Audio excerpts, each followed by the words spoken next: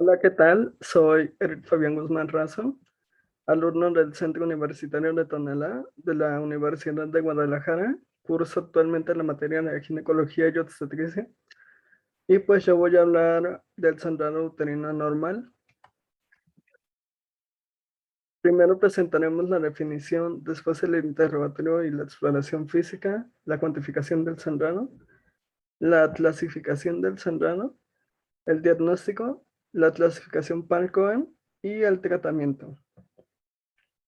Bueno, tenemos que como definición, el sangrado uterino normal es la variación del ciclo menstrual normal e incluye cambios en la regularidad, la frecuencia del ciclo y la duración del flujo o la cantidad del sangrado menstrual asociadas a disturbios médicos. El término hemorragia uterina normal se utiliza para la presentación aumentada en duración y cantidad del sangrado uterino. Aquí tenemos que como patrones normales, la duración normal del sangrado menstrual describe una pérdida de sangrado menstrual entre 3 y 8 días.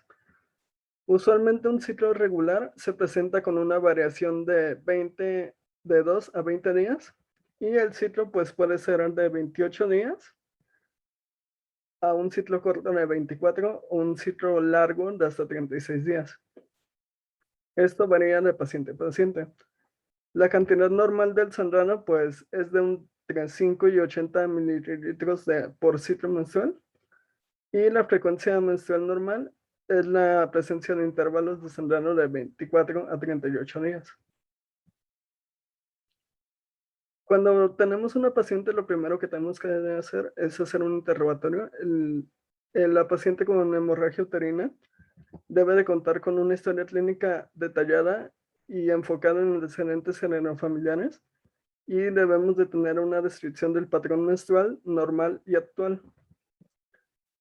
Lo que primero vamos a hacer es interrogar y documentar la anemia, historia sexual y reproductiva, el impacto social y la calidad de vida que nos dice la paciente que se ve afectada por este sangrado y síntomas sugestivos de causas sistémicas de sangrado. Aquí entran síntomas como de hipotiroidismo, hiperprolactinemia, desórdenes de coagulación o síndrome de ovario poliquístico. En síntomas asociados, nosotros investigamos síntomas como descarga vaginal o dolor crónico. Investigaremos si la paciente tiene tratamientos farmacológicos, utilización de dispositivos intrauterinos, como lo pueden ser anticoagulantes o anticonceptivos. Y siempre se tiene que descartar que la paciente está embarazada.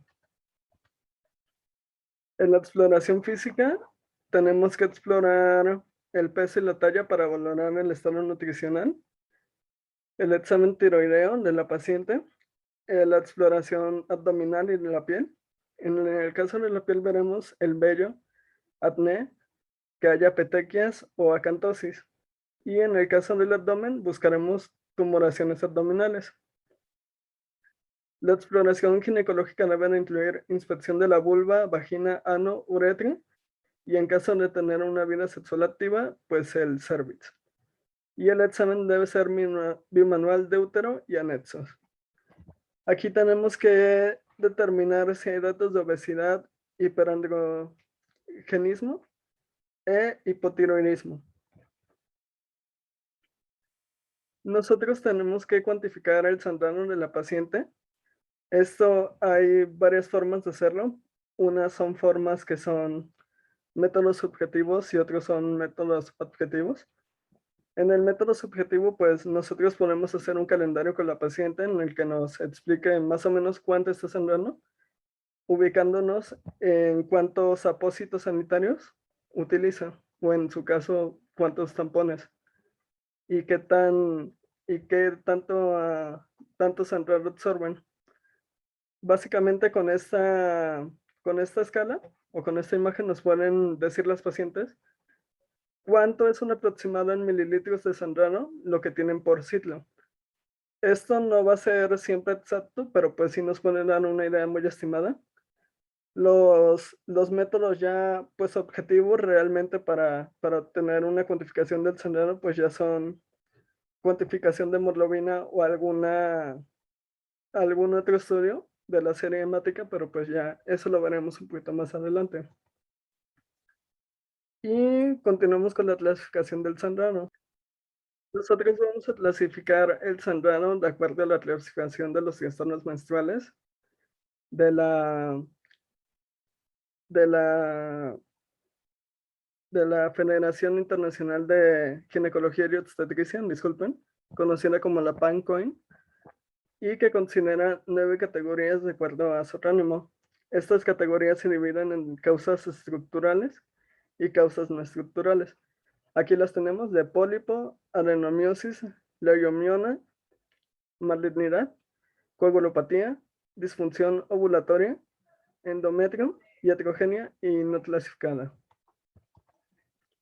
En las causas estructurales, pues en primer lugar tenemos a los pólipos, que son protrusiones nodular benignas del endometrio. Estos se constituyen principalmente por glándulas, estroma y vasos sanguíneos. Los factores de riesgo que hay para presentarlas es obesidad, edad mayor de 45 años, e hipertensión y tratamiento con tamoxifeno. Muchas veces causan sangrado y hemorragia uterina.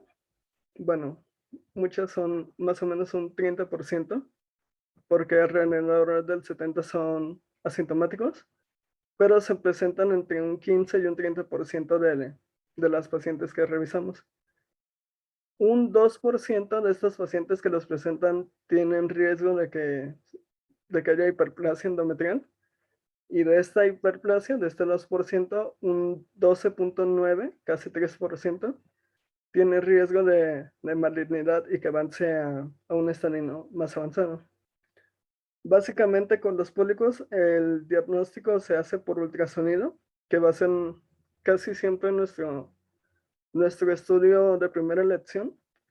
Va a ser un ultrasonido y en caso de que no se pueda hacer, pues se hace una histeroscopia y ya pues nosotros vemos si la paciente requiere un tratamiento, se le da un tratamiento como lo puede ser la histerectomía parcial o la polipectomía, que esto nos encargaría de resolver el problema estructural.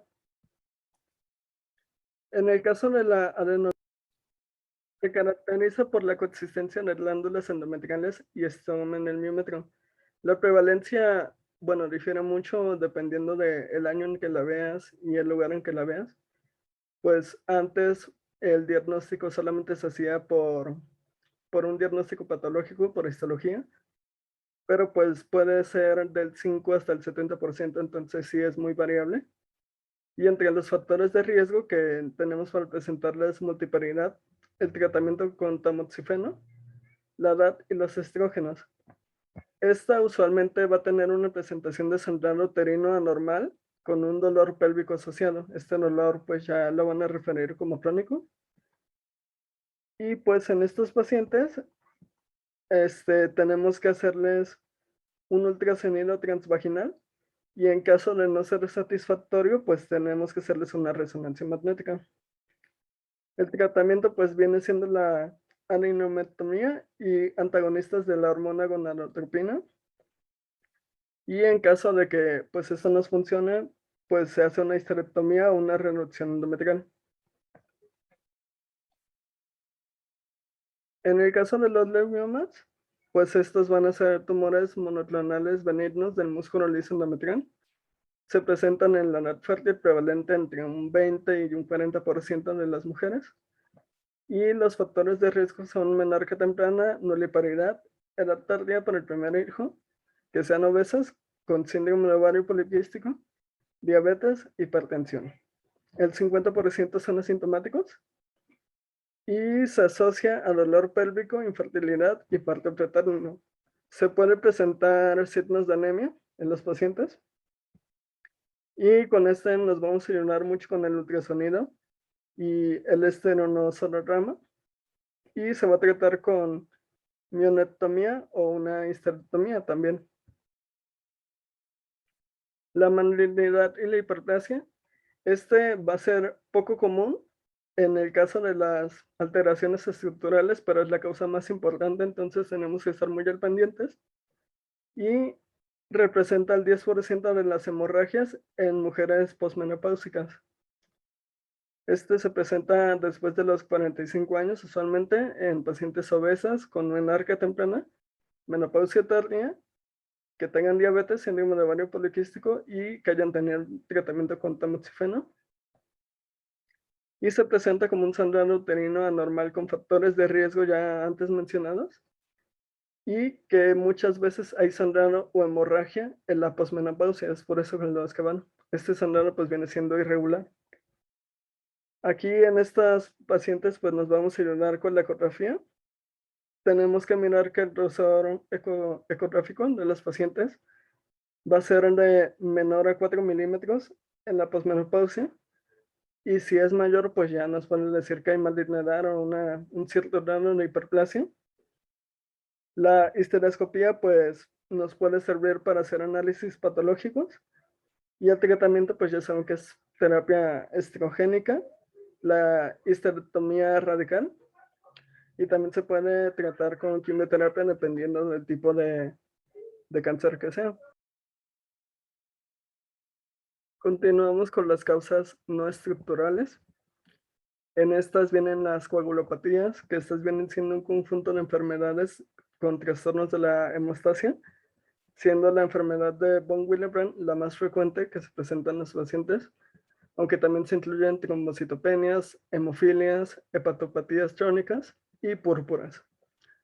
Aquí la clínica básicamente va a ser sangrado uterino normal, pero se acompaña de equimosis, epistaxis o ginginovasculargia. Aquí nos vamos a ayudar de la biometría hemática, tiempos y factores de coagulación, así como también el factor de von Willebrand, que básicamente van a estar alterados en más del 90% de estos pacientes y es lo que nos va a dar el diagnóstico. Aquí hay algunos de los factores asociados a la coagulación, que en primer lugar viene siendo sangrado uterino normal desde la menarquia y se acompañan de hemorragias posparto o post cirugía o un sangrado asociado con extracción dentaria.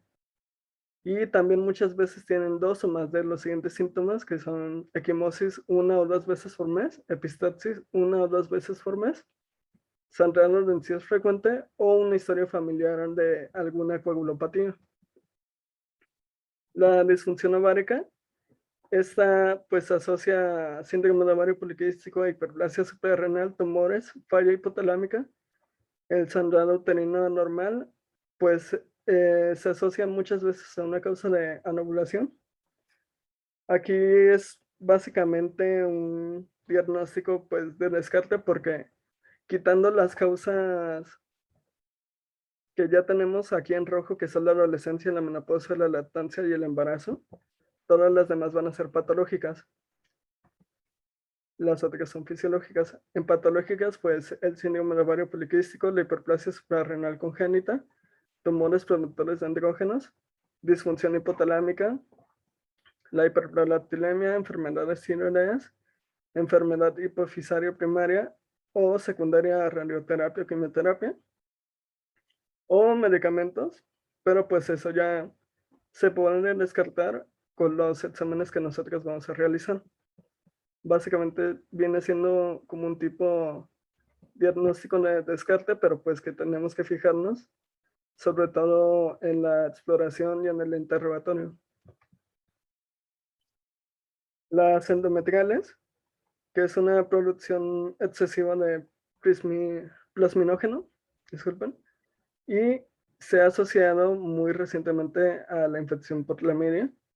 Este, como dice, es un diagnóstico de descarte y se presenta como menstruaciones abundantes, déficit de endotelina y prostaglandinas, y hay un sangrado intermenstrual.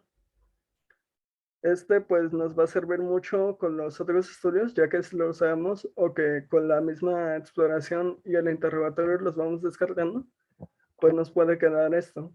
Sobre todo si, como ya les mencioné, se presenta una infección por clamidia. Las iatrogénicas, que pueden ser por medicamentos, como el DIU, anticonceptivos orales, los anticonvulsivos como lo pueden ser el ácido valproico, antibióticos como la rifampicina y otros como progesteronas, antagonistas de la hormona gonadotropina.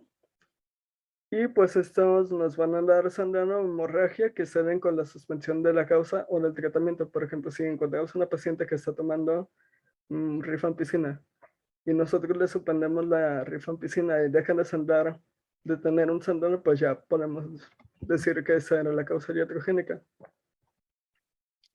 Y las no clasificadas, que realmente son muy poco frecuentes y solamente nos quedan cuando ya se descartan todas las demás causas de hemorragia uterina normal. Estas vienen siendo malformaciones arteriovenosas, defectos de la cicatriz uterina, endometritis crónica, hipertrofia endometrial, entre las principales que se encuentran. Aquí voy a hablar de los exámenes de laboratorio, pero ya de una forma general. O sea, este debe ser más o menos como el estudio o el manejo que se le debe de hacer a todos los pacientes. Biometría hemática de pruebas para trastornos de coagulación, como ya se lo mencioné, las coagulopatías son muy importantes porque estas nos ayudan a descartarlos.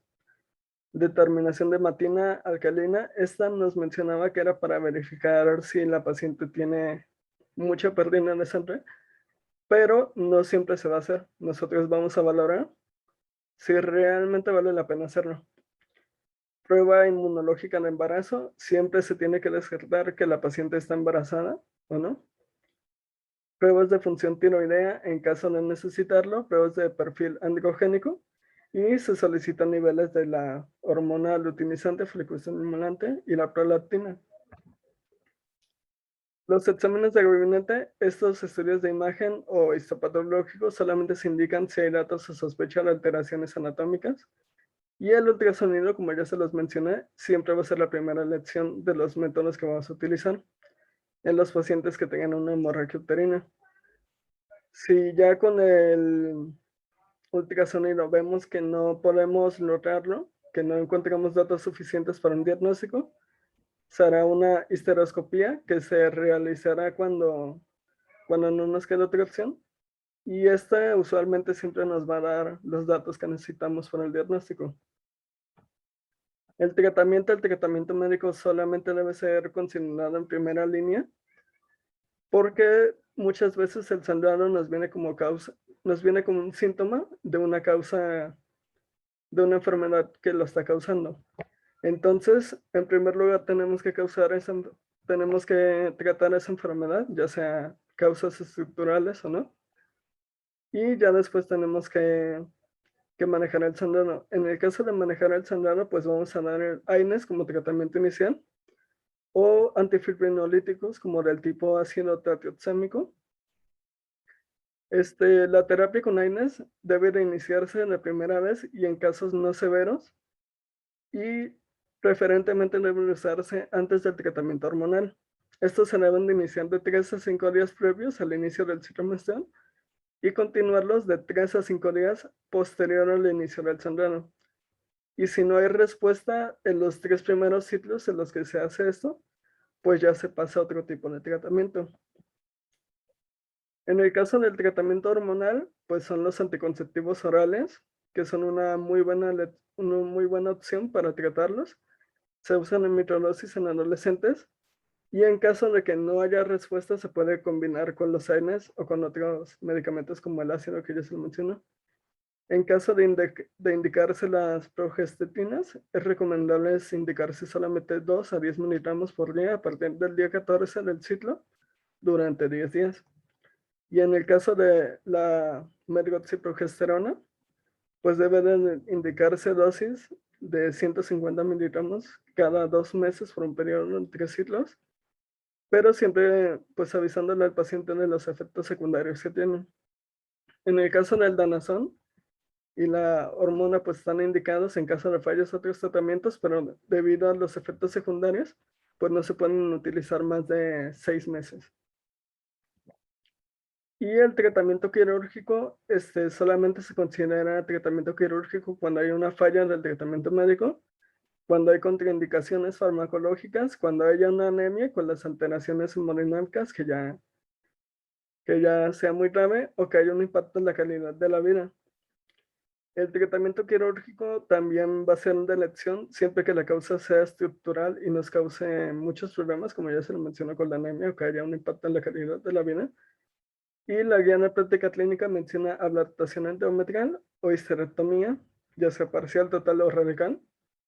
Pero como ya lo mencionamos, dependiendo de la causa, pues puede ser un tratamiento un poquito diferente. Todo siempre se debe tratar de forma muy específica. Aquí tenemos el primer algoritmo que viene en la práctica clínica, que es el diagnóstico de la hemorragia uterina normal. Aquí básicamente es como todo lo que ya les expliqué.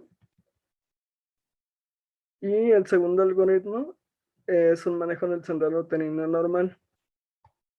Viene siendo realmente ya todo lo que ya les mencioné en esta diapositiva. Por eso no considero que sea muy importante detenernos mucho a explicarlo y básicamente repetir pues todo. Y esta es la bibliografía utilizada.